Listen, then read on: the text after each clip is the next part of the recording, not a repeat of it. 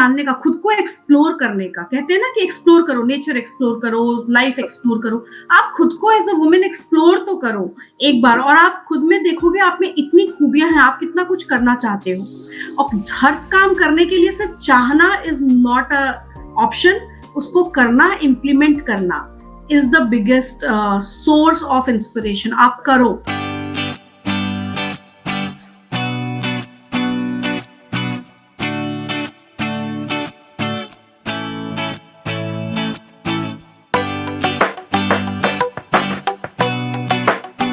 Hey everyone, welcome to Shirley. Kind heart, fierce mind, and a brave spirit. This defines the first firefighter woman of India, who isn't afraid of fire and plays with it like a pro.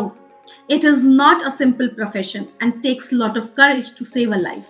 People says women are delicate and sensitive, but when a woman can give birth to a life in this world, she is capable of everything. She is warrior, she is strong, and she is courageous.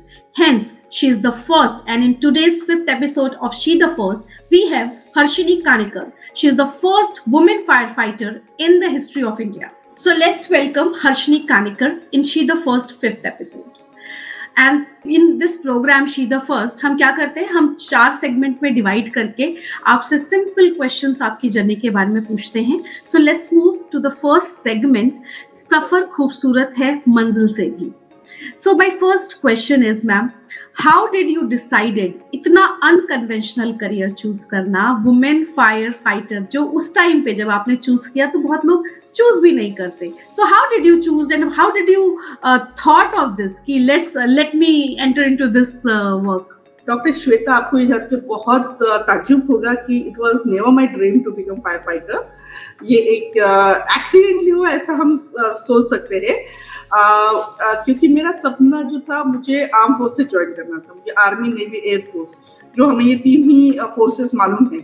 तो मेरा सपना ये था कि मुझे army, navy या air force join करना है. उसमें भी जैसे ड्यूरिंग माय ग्रेजुएशन मैंने I was NCC air wing cadet. So जब मैं एनसीसी एयरविंग में थी एज अ कैडेट, मैं आई वाज एरो मॉडलर, और तब मैंने यूनिफॉर्म पहने हुए पायलट्स देखे, आर्म फोर्सेस के ऑफिसर्स देखे. तभी एक सपना मैंने देख लिया था कि मुझे आर्म फोर्सेस में जाना है और देश की सेवा करनी है. और मेरा उस तरह मेरा रुझान सर्विसेज की तरफ गया और मेरा प्रिपरेशन शुरू हो गया. और उसी दौरान मेरे एक दोस्त ने मुझे बताया कि यार हर्षनी, तुझे यूनिफॉर्म वर्दी पहननी है ना, तो फायर कॉलेज के फॉर्म निकले हैं. तो आई जस्ट आस्क्ड हिम, अच्छा फायर कॉलेज में यूनिफॉर्म है? ही सेड हाँ. तो सिर्फ वो वर्दी के लालच के लिए मैंने वो फॉर्म खरीदा, और मुझे बिल्कुल भी मालूम नहीं था कि वो एक जेंट्स कॉलेज है. तो इसकी शुरुआत ऐसे हुई. So, कोई जेंट्स वर्क तो होता नहीं है मैम, क्योंकि जैसा मैंने इंट्रोडक्शन में भी बोला कि अगर हम बर्थ दे सकते हैं, इस दुनिया में एक लाइफ को ला सकते हैं, तो हम कुछ भी करने के कैपेबल हैं. तो पहले तो ये मिथ है कि कोई भी एक स्पेसिफिक सिर्फ मेल डोमिनेटेड प्रोफेशन है, जो आपने बखूबी ब्रेक किया. लेकिन जैसा आपने बोला, ये सीरियसली एक मेल डोमिनेटेड अभी तक रहा है और अभी भी है. सो आपको कुछ चैलेंजेस आए होंगे जब आप सेलेक्ट हुए और आपने काम करना शुरू किया, तो आपको जरूर कुछ ना कुछ तो ऐसा चैलेंज होगा जो आपको सुन के लगता होगा क्या बोल रहे हैं यार, कैसे हो रहा है ये. बिल्कुल. मेरा पूरा जर्नी जो है चैलेंज से भरा हुआ था, क्योंकि फॉर्म खरीदने तक, यानी जब मैंने फॉर्म खरीदा तो मुझे बिल्कुल भी ये मालूमात नहीं था कि एक जेंट्स कॉलेज है. मेल डोमिनेटेड फील्ड है ये तो मालूम था, लेकिन जेंट्स कॉलेज ये मुझे नहीं मालूम था. मैंने मेरे साथ मेरी फ्रेंड का भी फॉर्म खरीदा, मैंने फॉर्म भरा. मुझे याद है कि वो लास्ट डे था फॉर्म भरने का, और हम जब गए वहां पे तब और मेरे पापा की एक बहुत अच्छी आदत है कि वो, हम कोई भी नया कोर्स पढ़ने जाते हैं तो वो हमें वो कॉलेज में लेके जाएंगे, वो सिलेबस दिखाएंगे, उसके जॉब अपॉर्चुनिटीज बताएंगे, because he is very keen about education. तो उनकी जैसी आदत थी, वो मुझे स्कूटर पे बिठा के नेशनल फायर सर्विस कॉलेज लेके गए नागपुर के, जो अभी भी बहुत लोगों को मालूम नहीं कि ऐसा भी एक नेशनल लेवल का कॉलेज है जो सिर्फ पूरे भारत में एक है, वो नागपुर में स्थित है.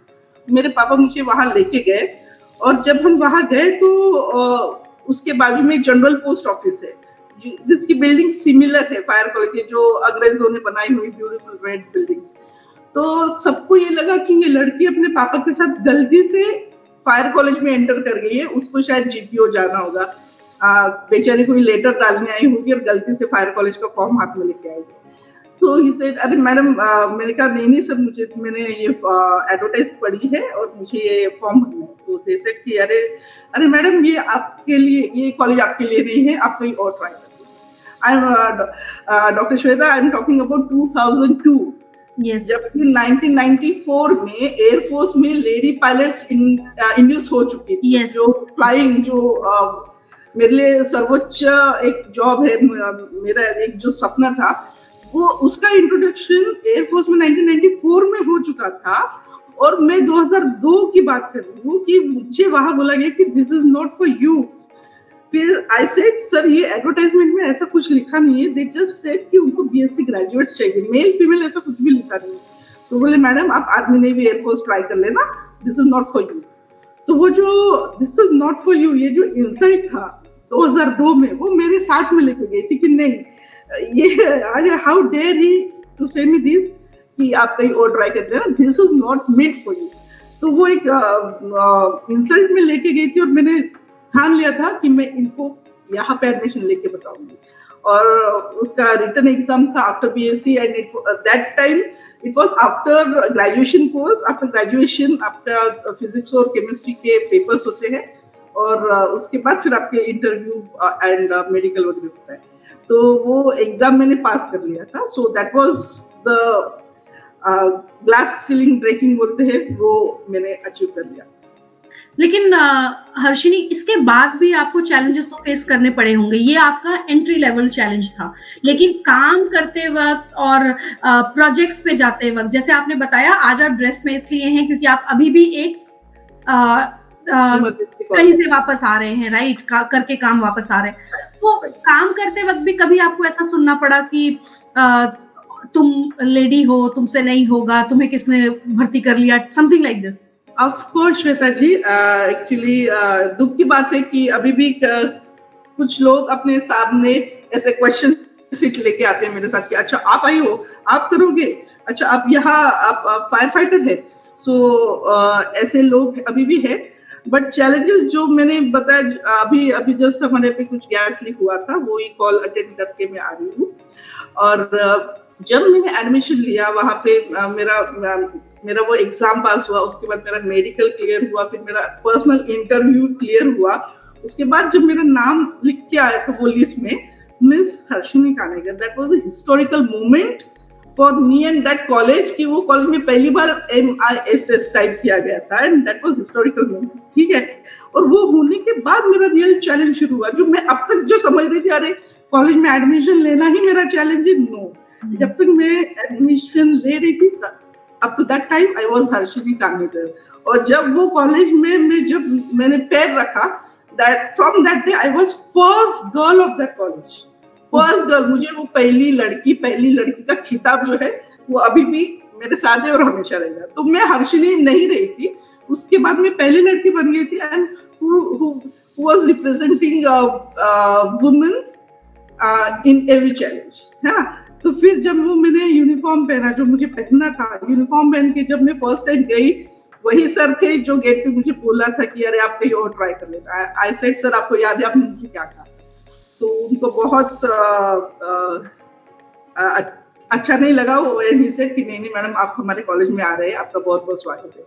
उसके बाद जो डांगरी, जो फायर फाइटर का, आई एम सो प्राउड कि वो जो फायर फाइटिंग का डांगरी जो है, मैं पहली लड़की हूँ भारत में, वो पहनने का मौका मुझे मिला और फायर फाइटिंग करने का।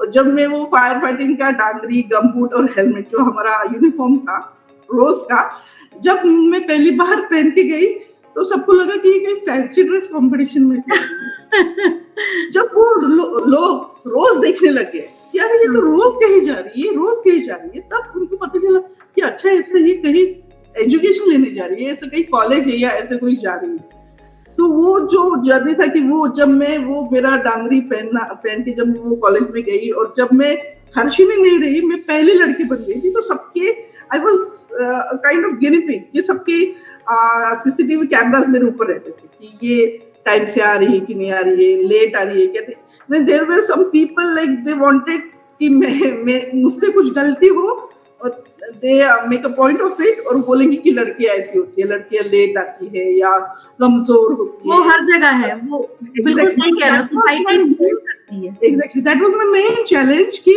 मैंने एडमिशन लिया है, उसके बाद मुझे क्या प्रूफ करना है कि मुझे कोई भी मेरे ऊपर उंगली ना उठाए कि ये लड़की है लेट आती है, या ये लड़की है कमजोर है इक्विपमेंट उठाने के लिए, तो ये मुझ पे कोई उंगली ना उठाए। इसलिए मैंने जो 3.5 साल में बहुत मेहनत की है, मेरी कितनी भी कोई भी मेडिकल इश्यूज हो, मैंने 3.5 साल में ना मैं कभी लेट गई हूँ, ना कभी मुझे कोई पर्सनल पनिशमेंट मिला है, और ना मैं कभी एब्सेंट रही हूँ। तो ये अचीव करने के लिए मैंने बहुत मेहनत किया है। राइट मैम, ऐसा कोई इंसिडेंस रहा हो ड्यूरिंग द प्रोफेशन, जैसे आप गए हो किसी फायर उसमें, और कोई ऐसा इंसिडेंस जो दिल को छू गया हो और बहुत प्राउड फील हुआ हो आपको कि बहुत अच्छा हुआ कि मैं इस प्रोफेशन में आई और आज मुझे लोगों को सेव करने का मौका मिला? नहीं, एक देशभक्ति की भावना तो पहले से ही थी, यानी वो एकदम जज्बा था कि देश सेवा करनी है ना।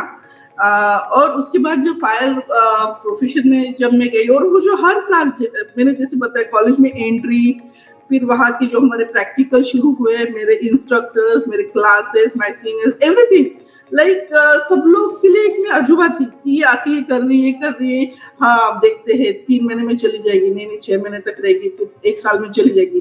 Like they were predicting the facts कि ऐसा हो सकता है कि ये फील्ड छोड़ के चले जाएंगे, और ये जो निगेटिव फैक्ट्स थे ये मुझे दिन ब दिन और मुझे मजबूत बनाते गए कि नहीं, अच्छा ये इसने मुझे ऐसा कहा है कि अब मैं ये करके बताऊं, अब मैं ये करके बताऊं, तो मैं बहुत स्ट्रांग बनी हूँ ऐसे निगेटिव कमेंट्स से। अब मैं ये कहना चाहती हूँ, जैसे कि सोल्जर्स होते हैं, हम सोल्जर्स को इतना मानते कि जो बॉर्डर्स पे हमारे दिन रात जागते हैं और हमारी रक्षा करते हैं, राइट। तो सेम फायर फाइटर्स जो है वो भी दिन रात राउंड द क्लॉक उनके कंट्रोल रूम में बैठते हैं, जो भी फायर कॉल्स, इमरजेंसी कॉल्स आते हैं, और वो उनको अटेंड करते हैं, वो सिविल डिफेंस करते हैं, है ना। तो वो मैं उनको ही उनके लेवल से कंपेयर करती हूँ, और एक जो सिविल सोल्जर्स में मानती हूँ, है ना।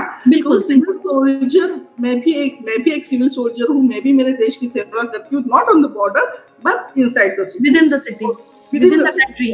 एग्जैक्टली। तो वो लेवल का रिस्पेक्ट अभी फायर फाइटर्स को नहीं मिला है, और मैं चाहती हूँ कि वो लोग उनको दे, क्योंकि वो भी दिन रात उनके लिए राउंड द क्लॉक सेवा दे रहे हैं, जो लोगों के अभी भी ध्यान में नहीं आ रहा है। बिल्कुल सही बोला आपने हर्षिनी जी।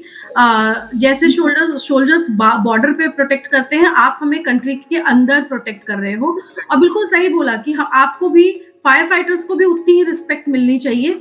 बट शायद कहीं ना कहीं ये सोसाइटी का मेंटल मैं बोलूंगी अपब्रिंगिंग ऐसा है कि नहीं करते। बट बिल्कुल मैं इस शो के थ्रू और भी अपने लोगों के थ्रू जितना भी इसके लिए कर सकते हैं हम बिल्कुल करेंगे, क्योंकि एग्जैक्टली आप वही कर रहे हो जो बॉर्डर पे वो लोग करते हैं, सोल्जर्स करते हैं। Exactly. So moving toward our next section, take us back to memory लेन।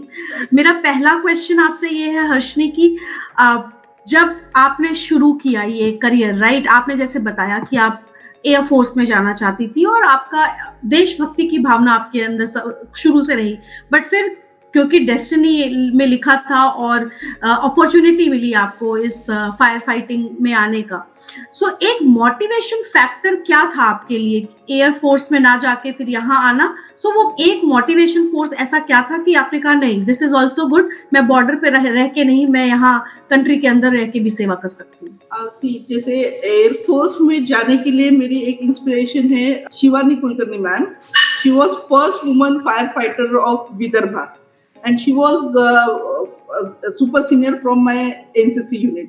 तो उनको मैंने उनका एक इंटरव्यू पढ़ा था, और वो I was so impressed with her interview, और मैं इतना शी बिकेम माय इंस्पिरेशन। उन्होंने जो लिखा था कि एयरफोर्स ज्वाइन करने के लिए आपको फिजिक्स, केमिस्ट्री, मैथ्स ये सब्जेक्ट्स लेना पड़ते हैं, उसके लिए मैंने आफ्टर 12 फिजिक्स, केमिस्ट्री, मैथ्स ये सब्जेक्ट्स लिए, और she was my real inspiration, और उनको मैं मिली भी थी मेरे यूनिट में। सो उनको देख के ऐसा था कि मुझे एयरफोर्स ज्वाइन करना है in the flying branch, but unfortunately I tried for it और आई कुडंट गेट इट।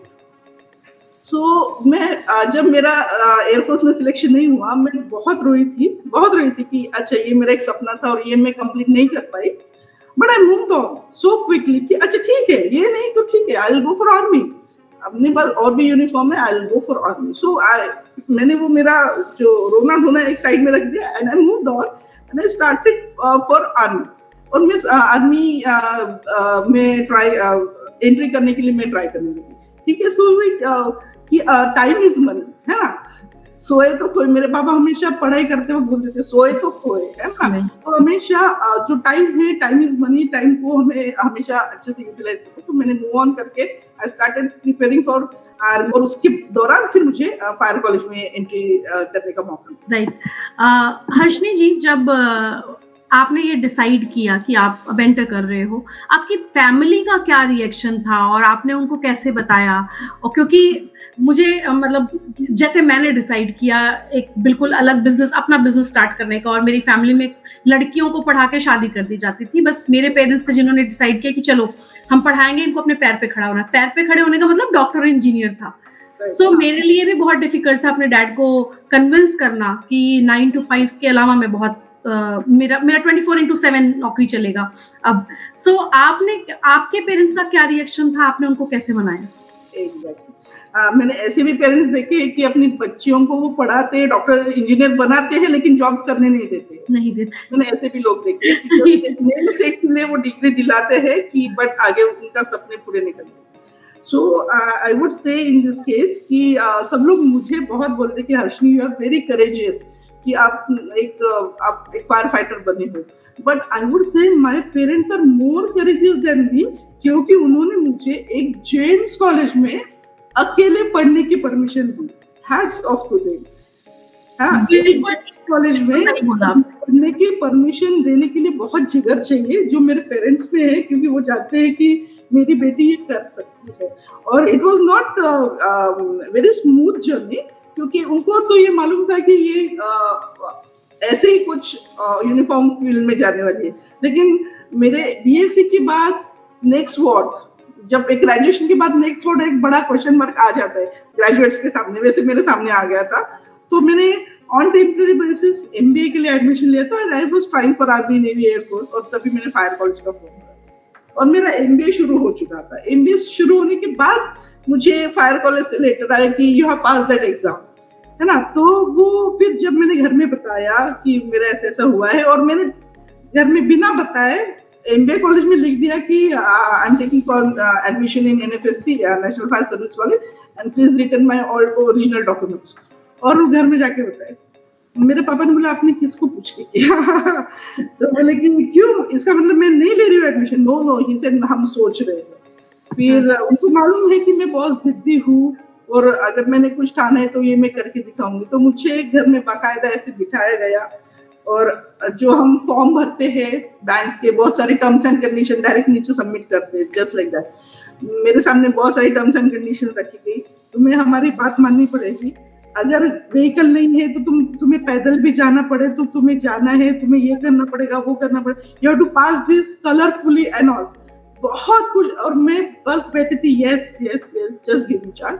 और फाइनली मेरे पेरेंट्स मान गए। It was not only that कि उनके लिए ये भी था कि सिर्फ ग्रेजुएट बन के जीना नहीं, उसके बाद what about bread and butter, तुम्हारे लिए अपॉर्चुनिटीज रहेंगी या नहीं रहेंगी।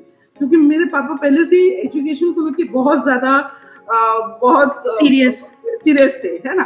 तो वो कॉलेज दिखाना ये, तो हमने हमारे एक सुपर सीनियर को बुलाया था घर पे, उनसे पूरा कॉलेज और course and practical attachment and job opportunities के बारे में सब पूछा था। और finally I got permission from my parents. और मेरे घर को एक अलग तरीके से देखा जाता है कि ये घर के लोग सब really very educated and they are different than others. क्योंकि जब मैं जाती थी फायर फाइटिंग का ड्रेस पहन के, फिर उसके बाद हमें heavy vehicle driving licence is compulsory, तो मैं ट्रक चलाती थी। ट्रक जब मैं सीखती थी वो मैं मेरे घर के बाजू में पार्क करती थी।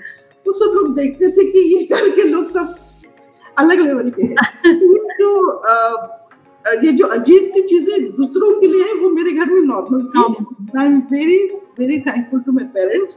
और मेरे पापा रोज सुबह उठ के मेरे लिए दूध गर्म करके ठंडा करके और गाड़ी को किक मार के देते थे और बोलते थे ठीक से जाना। So my father. Hats off to them, because आपने बहुत सही बोला, बहुत सारे पेरेंट्स पढ़ाते हैं, पढ़ाने का एक मोटिव, क्योंकि मैं बहुत सारे मेरा जो एनपीओ है उसके थ्रू मैं बहुत सारे वुमेन से मिलती हूँ और मैं बहुत सारे कॉलेजेस में जाती हूँ, तो मैंने बस जो आपने बोला कि पढ़ाने के बाद भी they are not allowed to work, और बहुत सारी लड़कियां ये कहती हैं कि घर में सिर्फ डिग्री इसलिए, मुझे ग्रेजुएशन इसलिए कराया जा रहा है ताकि लड़का अच्छा मिल सके। और दूसरी बात जो आपने बहुत अच्छा बोला कि आपका घर बिल्कुल अलग, लोग सोसाइटी आपको बिल्कुल अलग से देखती थी कि ये बिल्कुल अलग लोग हैं, जो बिल्कुल नॉर्मल लोग हैं। और तीसरी बात कि आपके पेरेंट्स ने जो आपको सपोर्ट किया, दे आर करेजियस, नॉट कि जस्ट आपको एक मेल डोमिनेटेड कॉलेज में भेजा, बट उसके बाद भी आप कॉलेज में हो और सोसाइटी उनको कितना कुछ बोलती है, क्योंकि मेरे पेरेंट्स के साथ ऐसा हो चुका है, जो मैं आपके जितना अनकन्वेंशनल करियर नहीं चूज की, बट क्योंकि छोटे शहर से बिलोंग करती हूँ, so I can understand what a family goes through. तो सोसाइटी, लेकिन मुझे ये भी पता है कि आपको देख के बहुत सारे लोग अपने घर के अंदर जाके बोलते होंगे, देख उनकी लड़की। This is what I wanted. Yes, and this is what is happening, लेकिन वो आपके सामने नहीं बोलेंगे। अर्शनी जी, और एक छोटा सा एग्जांपल दूंगी। हाँ, ये तो कॉलेज में एडमिशन लेने की बात पे हमने पता कि what was my papa's aspect, but एक छोटा सा एग्जांपल, हम सिर्फ कुछ कपड़े खरीदने गए थे, ठीक है, तो शॉपकीपर ने कुछ कपड़े दिखाए एंड ही वाज इंसिस्टिंग में समथिंग कि मैडम आप ये लो आपको ये अच्छा दिखेगा, मैडम आप ये लो। मेरे पापा ने देखा, he said she will select what she want, आप उसको फोर्स मत कीजिए।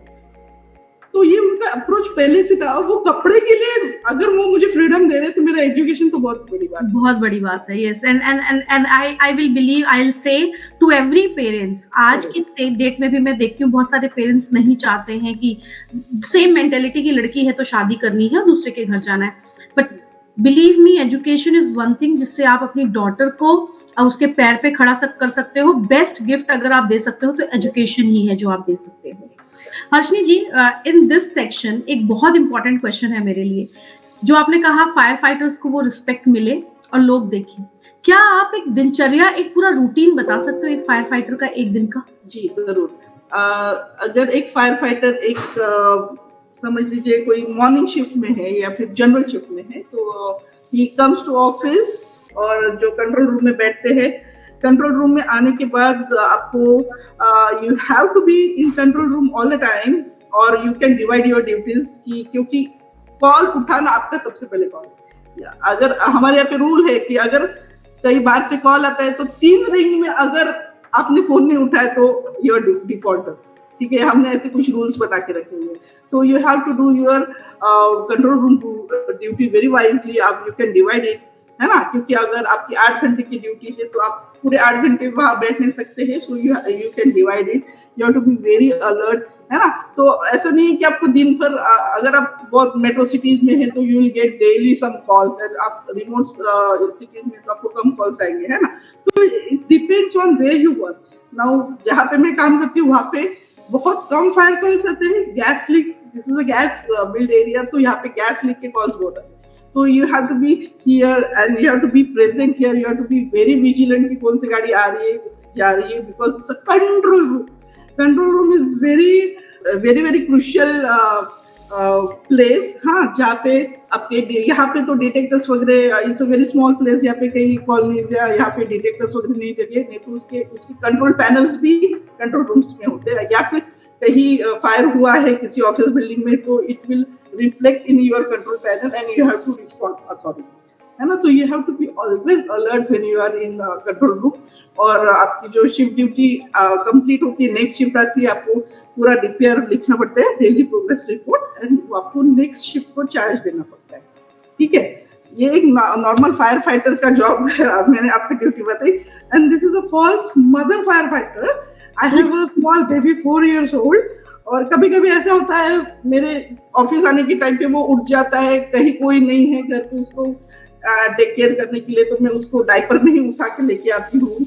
और मैंने ऐसे कई बार हुआ है कि मुझे कहीं इमरजेंसी, जैसे आज ही मुझे 8 बजे कॉल आया था सुबह, मुझे जाना पड़ा, मैं उसको वैसे ही लेके नींद से ही उठा के कंट्रोल रूम में दे दिया and I went for the fire call. तो ऐसा होता है। सो इट्स ऐसे काफी मदर्स है, hats off to all working mothers जो सब अपने बच्चों के लिए करती है। I am nothing great. नहीं, but this is also you are not only firefighter, but you are fighting like a warrior. And this actually every woman, every man, everyone should give a huge salute to you because आप दूसरों की जिंदगी के लिए और दूसरों के लिए आप खुद का बच्चा किस तरह से मैनेज कर रहे हैं, किस तरह से you are taking care. That's hats off to you, Harshini ji. So with this, moving to our next section, which we name it as proud of being a woman. So the first question of this section goes like, आपने कोई बहुत मुश्किल decision लिया अपनी life का और कब लिया और क्यों लिया और कैसे आप, क्योंकि डिसीजंस लेना इज नॉट बहुत बहुत टीडियस टास्क होता है एक इम्पॉर्टेंट डिसीजन लेना, और जब कोई ऐसा क्रूशियल लेना पड़ता है तो अंदर दिल और दिमाग दोनों लगता है. After being firefighter in this field or before that, what? In this field only. मैं आपकी इसी जर्नी के बारे में बात. Okay. No, it itself, studying in NFSC was a big decision for me, and it was a tough time for me क्योंकि जो fire के इक्विपमेंट्स होते हैं वो काफी हेवी होते हैं. ठीक है, इट्स नॉट वेरी नॉर्मल कि आप आ रहे सिर्फ परेड करना है, आपको फायर फाइटिंग करनी है. फायर फाइटिंग हम रोज मॉक ड्रिल्स करते थे कॉलेज में. What was my routine? मुझे कॉलेज में नेशनल फायर सर्विस कॉलेज जो पूरे भारत में एक ही है, उसमें it's not a normal college कि आपने कॉलेज बैग ले लिया, जीन्स टी शर्ट पहन लिया और आप चले गए. नो, आपको कॉलेज के अंदर यूनिफॉर्म में ही एंट्री है. अगर आप यूनिफॉर्म में नहीं हो आपको एंट्री नहीं है. और आपको कॉलेज में 3 बार जाना पड़ता है. सुबह 6:30 बजे जो फायर फाइटिंग का डंगरी गमबूट हेलमेट पहन के आपको 6:30 बजे जाना है. 8 बजे तक आपका एक मॉक ड्रिल होगा. फिर मैं घर वापस आती थी. फिर से मैं नेक्स्ट स्क्वाड यूनिफॉर्म जो पीकैप वाला है वो पहन के जाती थी 9 बजे फॉर नेक्स्ट क्लासेस जो भी है. और फिर 3:30 बजे फिर से डांगरी गमबूट पहन के फॉर मॉक ड्रिल ग्राउंड पे फिर से 3:30 बजे आना पड़ता. तो 3 times I have to manage, और इधर उधर जाना है. कभी मैं मेरे ड्रेस वगैरह ये लेके मेरे फ्रेंड के घर में या किसी लेडीज हॉस्टल में जाके मैं ड्रेस चेंज करके मैं जाती थी. और मेरा ये था कि मुझे कोई उंगली ना उठाए कि इसने ये ठीक से नहीं किया. तो ये जो कोई एक डिसीजन नहीं, तो ये रोजमर्रा का था. ये रोजमर्रा ऐसा कभी ऐसा गिव अप, सब मुझे पूछते तुम्हें कभी ऐसा लगा कि मैं गिव अप करूं? मैंने कहा बिल्कुल नहीं. रोज ऐसे इंसिडेंट्स होते थे कि कोई मेरे जगह होती थी तो कोई होती थी तो छोड़ देती. तो मैं थी कि नहीं, अब तो मैं उनको करके बताऊंगी. तो that was my daily promise to myself. और जो भी जितना भी मेरा पेशेंस था वो 3.5 साल में, क्योंकि मैं ऑलवेज लाइमलाइट में रहती थी. रोज मीडिया वाले आते थे, मेरे इंटरव्यूज लेते थे, तो बाकी लोगों को अच्छा नहीं लगता था कि सब लोग इसी के इंटरव्यूज लेते हैं. तो बहुत पॉजिटिव एटमॉस्फेयर भी नहीं था. तो that was very tough time for me to complete 3.5 years in that college, and it was a big like patience for me. I use all my patience and commitment, दोनों चीजों की जरूरत.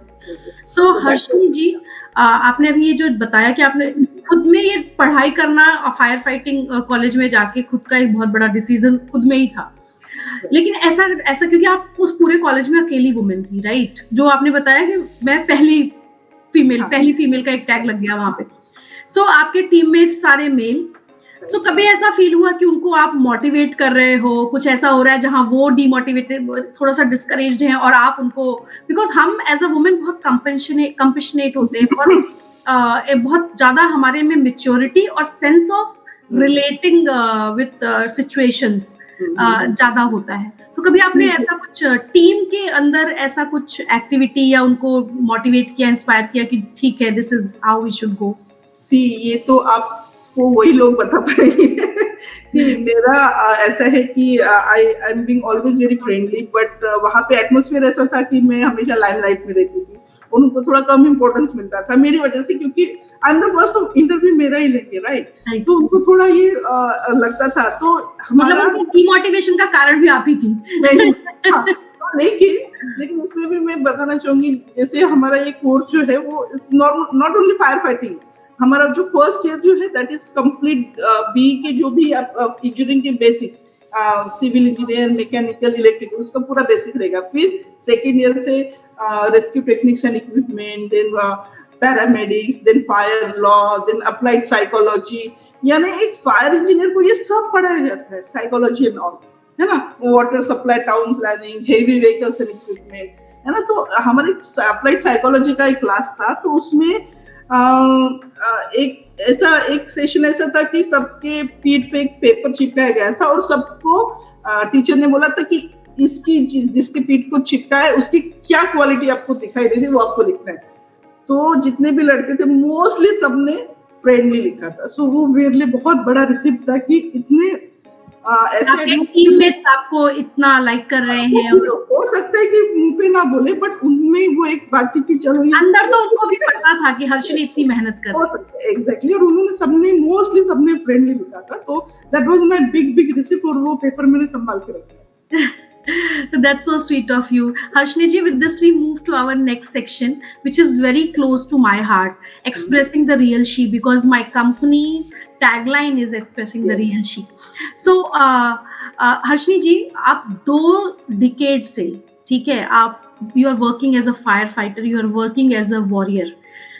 आपकी life का कांस्टेंट सपोर्ट इन 2 डिकेड में क्या रहा? क्योंकि आपने बहुत कुछ बताया, so I want to summarize it कि 2 साल से एक वॉरियर की तरह लड़ना, फील्ड में पहला होना और बिल्कुल अनकन्वेंशनल, लोगों से ताने भी सुनना, क्रिटिसाइज भी होना और प्रेज भी पाना। इसमें मैं 1 डिकेड और 2 डिकेड में डिवाइड कर दूंगी, क्योंकि 1 डिकेड जो है वो तो आपने जर्नी तो देखा ही है, मेरे पेरेंट्स जिसने मुझे इतना सवारा, ठीक है, मेरे भैया, आप कैन इमेजिन, अपने कोई भी बड़े भैया है, उनकी बेटी, मेरी छोटी बहन जेम्स कॉलेज में अकेले पढ़ने जा रही है, तो उसकी तो नींद उड़ जाएगी, तो कितना विजिल रहेगा। लेकिन उसने, मेरे भैया ने मुझे आज तक तू किधर जा रही है, किसके साथ जा रही है, कब आ रही है, कब भी नहीं पूछा।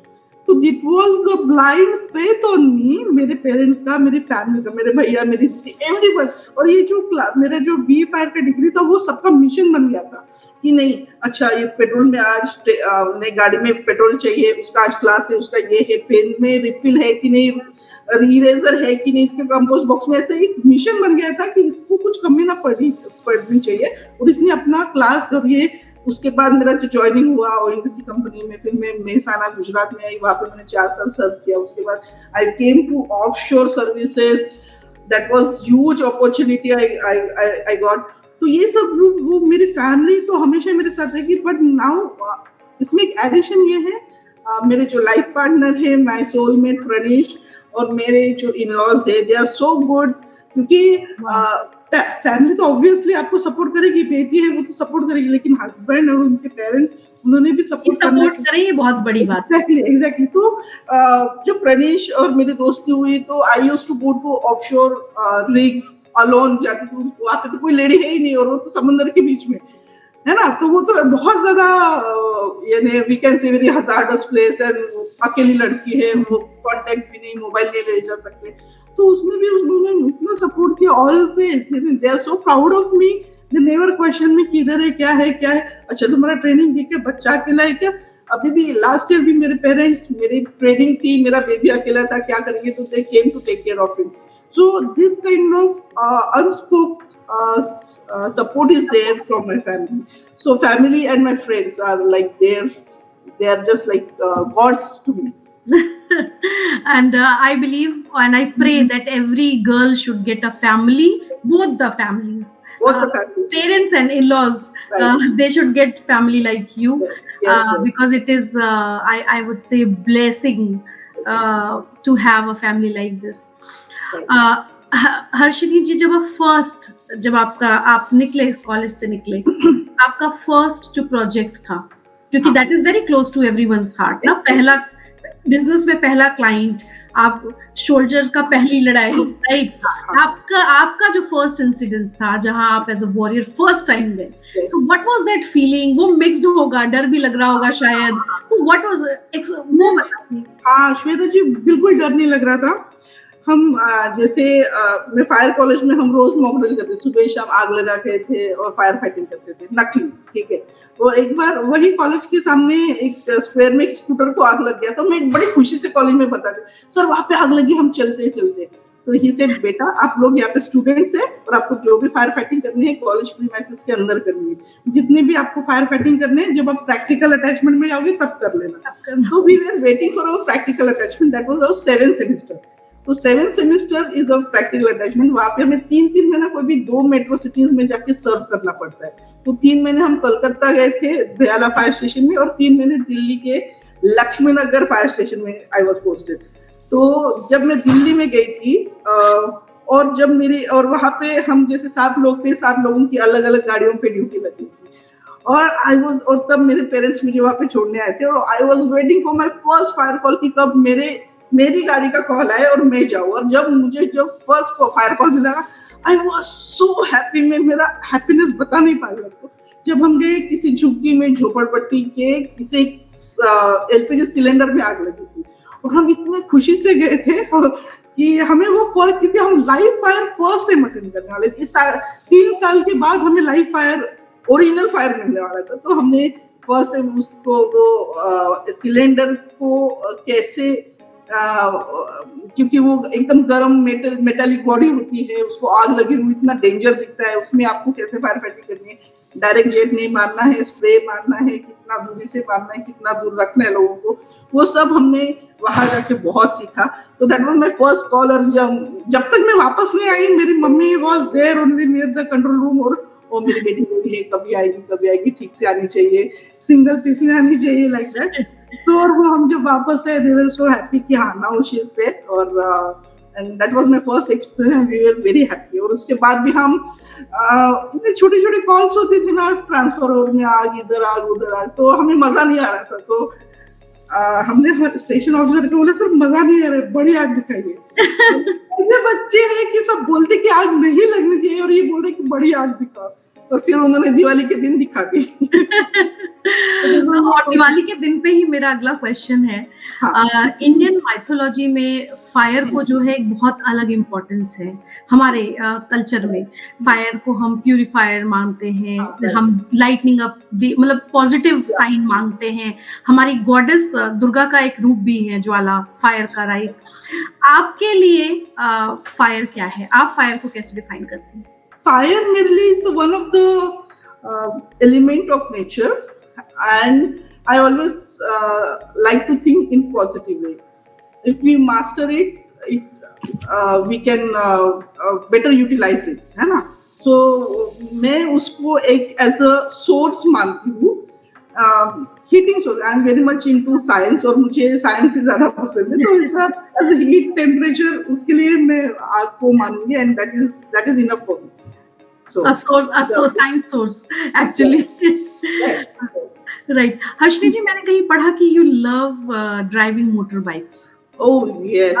So ये शौक कैसे आया आपको? ये actually I'm a not only biker, I'm a hardcore biker. और जब मेहसाना में पोस्टेड थी मुझे एक बजाज एवेंजर बाइक बहुत पसंद था। वो मैंने मेरे बर्थडे को सेल्फ गिफ्ट किया था, है ना? तो और मैंने किया और उसमें कोई बाइकिंग क्लब ज्वाइन करना चाह रही थी, लेकिन मेहसाना एक छोटी सी जगह है गुजरात में, तो वहाँ पे ऐसा कोई क्लब वगैरह नहीं था। जब मैं मुंबई में मेरा ट्रांसफर हुआ, जब मैं मुंबई में आई तब मुझे फेसबुक में एक क्लब मिला, बजाज आरजी क्लब, और फिर वहाँ मुझे प्रणेश मिले, मेरे हस्बैंड जो है। तो वहाँ पे फिर वो मुंबई जाके मैंने वो क्लब ज्वाइन किया। वो क्लब के साथ में बाइक राइड्स करना शुरू किया, सोलो राइड्स किए, डुएल किए, तो बहुत मजा आता है मुझे। मेरा लेह लद्दाख वगैरह राइड हो चुका है and I love biking, beautiful. वो आपको एक अनदर लेवल का फ्रीडम देता है। Wow, and this is really great, Harshni ji. So my last question for this episode is how you embrace womanhood and what message you want to give to women who want to opt for a very unconventional career like you did. See, I don't make any difference in any gender. ठीक है, nature ने 2 gender बनाए हुए हैं, male and female, और वो बोलते हैं ये सिर्फ औरतों का काम है, ये सिर्फ मर्दों का काम है। ये मैं मेरे डिक्शनरी में ये चीज आते हैं, क्योंकि मैं बाइक चलाती हूँ, my bike doesn't know who is riding, right, है ना? तो ऐसा कोई भी ऐसा कोर्स है, कोई किताब ऐसा नहीं बोलती कि you can not read me, this is not for you, या किचन ऐसा नहीं बोलते कि मर्दों को अरे ये तो सिर्फ बताओ। जगह है। So this are all myth, और ये हमारे सिलेबस में है ही नहीं, है ना। तो जस्ट ऐसा, और जरूरी नहीं है कि सब लोग IAS या IPS ऑफिसर ही बने, है ना। तो follow your dream is the best thing you can do, है ना। मुझे मैं NCC एयरविंग्स में गई, वहां जाके मुझे यूनिफॉर्म पहनने का जो एक जज्बा आया, और वो मुझे फायर फाइटिंग के थ्रू मैंने कंप्लीट किया। तो I am satisfied with my dream, है ना। तो जो हमारा ड्रीम जो भी है आपका कोई भी ड्रीम हो सकता है। किसी को शेफ बनना है, किसी को सिंगर बनना है, किसी को राइटर बनना है, किसी को डॉक्टर बनना है, लॉयर बनना है ना। तो जो अपना जो ड्रीम है, आपको उसके लिए ड्रीम देखना बहुत जरूरी है, बहुत जरूरी है। वो आप ड्रीम ही नहीं देखोगे तो कंप्लीट क्या होगा, है ना। तो ड्रीम देखना बहुत जरूरी है, और you have to follow it. और जो बोलते हैं ना, अगर आप अच्छे मन से जाओ तो पूरी कायनात आपको सपोर्ट करती है। Yes, of course. तो आपके सामने इतना बड़ा एग्जांपल है, and just follow your dreams. जानवरों से प्यार करें, अपने सपने। और एक बात कि बिल्कुल मैं फायर ऑफिसर या फिर फायर फाइटर बन के अभी जी रही हूँ, और सिर्फ फायर फाइटर बन के मैं मरना नहीं चाहती, है ना। तो अपने हॉबीज डेवलप करें। मैं गिटार बजाती हूँ, बाइकिंग में, ड्राइंग बनाती हूँ, बहुत सारी मैं रंगोली बनाती हूँ, hair style and what not, everything जितना मुझे पसंद है ना। तो ये सब चीजें ऐसे नहीं कि अरे मैं नौकरी पे लग गया, अब मैं ये सब कुछ नहीं कर सकता, ऐसे बिल्कुल भी नहीं है। You have to take time for your hobbies and develop yourself. Very nice Harshini ji, आपने एक बात जो दिल को छू गई with throughout your career, तो आपकी जर्नी सुनने के बाद, और अभी स्पेशली जो आपने बात कही कि हमें अपने विंग्स को फैलाने का मौका देना चाहिए, हमें खुद को पहचानने का, खुद को एक्सप्लोर करने का। कहते हैं ना कि एक्सप्लोर करो, नेचर एक्सप्लोर करो, लाइफ एक्सप्लोर करो। आप खुद को एज अ वुमेन एक्सप्लोर तो करो एक बार, और आप खुद में देखोगे आप में इतनी खूबियां हैं, आप कितना कुछ करना चाहते हो। और हर काम करने के लिए सिर्फ चाहना इज नॉट अ ऑप्शन, उसको करना, इम्प्लीमेंट करना is the biggest source of inspiration. आप करो। और हर्षिनी जी ने बहुत सही कहा कि आपके सामने इतनी बड़ी इंस्पिरेशन है, जिन्होंने सिंगल हैंडली, मतलब सिर्फ मेल डोमिनेटिंग कॉलेज में एक single female, she never gave up, and she was just constant determined that मुझे तो ये बनके करना है, कोई कुछ भी कहे। and very well that she got support. Otherwise, I believe अगर उनको support नहीं भी मिलता फैमिली से, तो भी she would have done this, because she seems to be very determined lady. So this is all. Harshini can tell you that be determined, never give up. And with this, we thank you, Harshini ji, for coming to this episode of She the First, because you are first, you are warrior, and we are so blessed to have you here. Thank you Shweta ji. Last but not the least, कि हमने womanhood की बात की है, equality की बात कर रहे हैं, तो चांस मिलना बहुत जरूरी है ना। चांस ही नहीं दोगे तो आप प्रूफ कैसे करके दिखाओगे, है ना। तो we should thank to our constitution, जिन्होंने कॉन्स्टिट्यूशन में वुमेन्स को इक्वल राइट्स दिए हैं। I am very much thankful to doctor Baba Saheb Ambedkar ji, Savitribai Phule ji. मुझे मालूम भी नहीं कि लोगों को ये मालूम भी है कि Savitribai Phule was the first teacher जिन्होंने लड़कियों की फर्स्ट स्कूल निकाला था भारत में, और उनकी वजह से आप, मैं, सब लोग जो लेडीज है वो पढ़े लिखे हैं। So we should not forget our real heroes. और सब कहते कि Harshini you must be feeling odd, तो I used to answer no, they must be feeling odd. Yes, they must be feeling odd, and ये जज्बा चाहिए हर लड़की के अंदर, हर औरत के अंदर। कोई एज नहीं होती, कोई टाइम नहीं होता, जब जागो तभी सवेरा। With this, we came to end of this episode. Thank you so much for watching. Do not forget to like and subscribe this channel to hear more stories like Harshini ji, and thank you so much for watching She.